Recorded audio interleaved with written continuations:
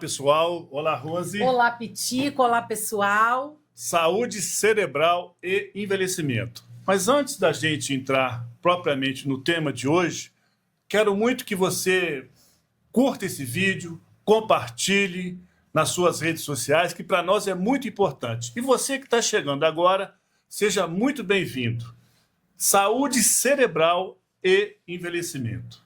Uma questão que preocupa muita gente nesse processo de envelhecimento é como envelhecer preservando a memória, a autonomia e a capacidade de tomar decisões.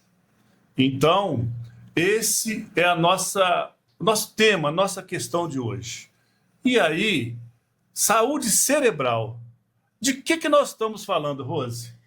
Nós estamos falando, Pitico, Sim. do bem-estar físico, do bem-estar cognitivo, bem-estar emocional. Saúde cerebral, quando a gente fala, na verdade, vai muito além de não existir doenças neurológicas, Sim. não é? A gente fala da capacidade de atenção, de raciocínio, memória, como você falou. A gente fala de aprender a regular as emoções, a ter autocontrole. A gente fala de são tantas coisas. A gente fala de tomada de decisão. Enfim, Sim. A saúde cerebral, ela realmente envolve, né, várias habilidades. Sim, sim. É muito mais do que ausências, sim. como você disse, dessas doenças neurológicas, né? E, na verdade, Pitico, existem fatores que a gente chama de fatores protetores para que essa saúde cerebral ela fique ainda melhor. Sim. Como a gente sempre diz aqui, a gente deseja envelhecer, envelhecimento é uma conquista, longevidade é uma conquista e a gente deseja, né, envelhecer bem, Exatamente, não é? Então fala um pouco para a gente desses fatores protetores. Olha, o que a gente tem é o seguinte, né? Talvez não seja nada demais, mas o desafio é a gente fazer essas sugestões que a literatura coloca para a gente como fatores protetores do cérebro.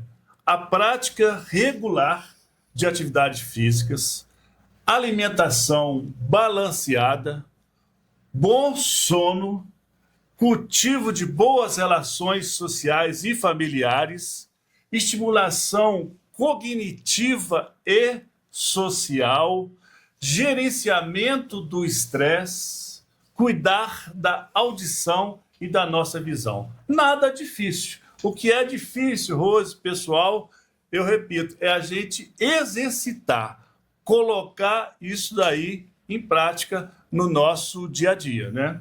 Verdade. E quando a gente fala, Petit, quando você coloca, e entre esses fatores também, a redução do estresse, importante a gente colocar aqui a questão da saúde mental. Exatamente. O quanto que a nossa saúde mental interfere no funcionamento do nosso cérebro. Aquilo que a gente deixa entrar, exatamente, né, de pensamento do nosso... Eu diria numa metáfora do que a gente alimenta, com o que a gente alimenta o nosso cérebro. Sim. Então, o que a gente consome, o que a gente assiste, o que a gente lê, o que a gente permite que, de fato, faça diferença e seja importante para nós nos pensamentos, nos sentimentos, nas emoções. Claro que desafio todo mundo tem, não é, Pitico? Com certeza. Mas quanto mais a gente cuida da nossa saúde emocional, muito melhor o nosso cérebro vai funcionar. Não é verdade? Perfeito.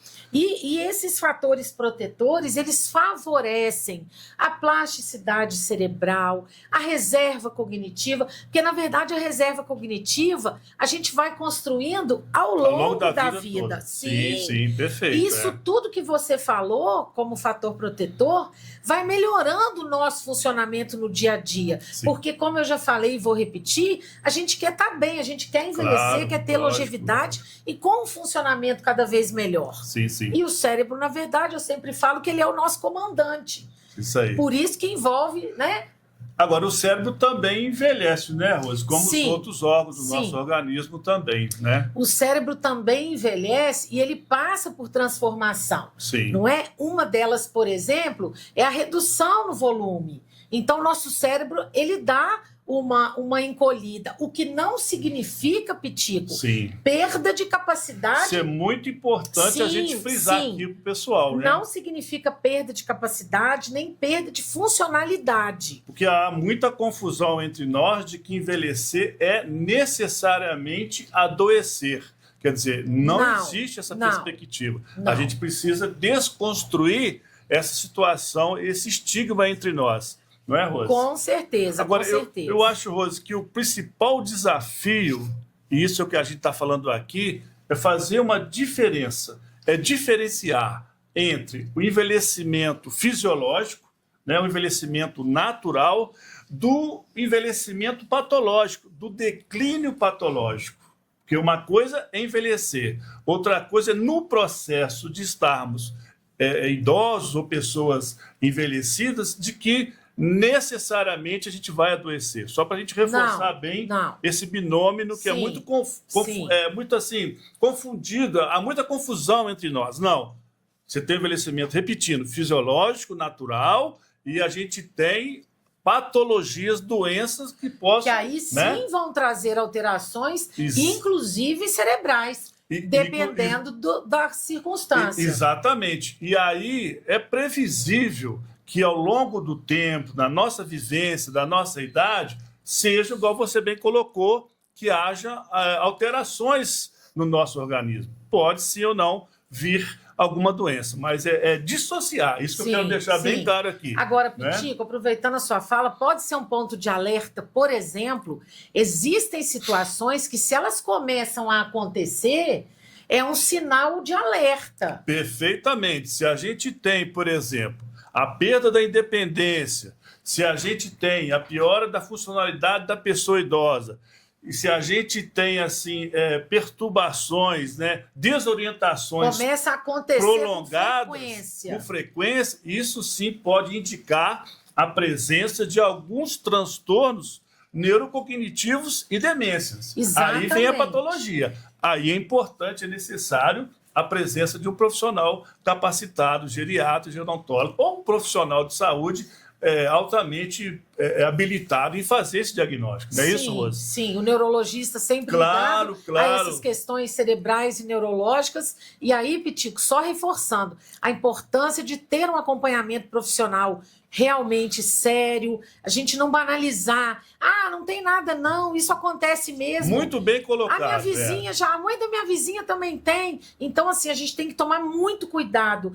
porque aquilo que pode estar no início e ter possibilidade de um tratamento com muito mais sucesso, a pessoa às vezes pode deixar para ver muito depois uma situação... A gente tende a ficar indiferente às queixas das pessoas idosas como se fosse natural de envelhecer. A gente não pode assim. nem naturalizar e nem banalizar. Perfeito. Não é? Então, pessoal, Rose, cuidar do cérebro é cuidar da vida como um todo, não é isso? Para a gente fechar e dar sequência a esse trabalho, a esse assunto da saúde mental, saúde cerebral, que é também da saúde mental e envelhecimento, acho que tem aí dicas, filmes que possa o pessoal aí acompanhar, né, Rose? Sim. Nós trouxemos 2 dicas de filmes, na verdade.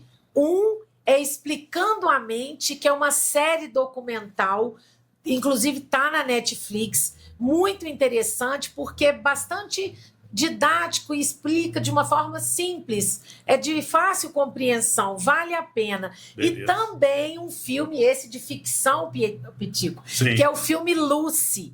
É um filme que também vale a pena. Ele, na verdade, sem dar muito spoiler, mas ele fala como que o nosso cérebro, se funcionasse 100%, como a gente seria. Então, assim, lembrando que é ficção, mas também vale assistir. Pessoal, então ficam aí as nossas dicas. Mais uma vez, muito obrigado pela sua participação e até um próximo videocast. Até lá, Rose. Até lá. Muito obrigada!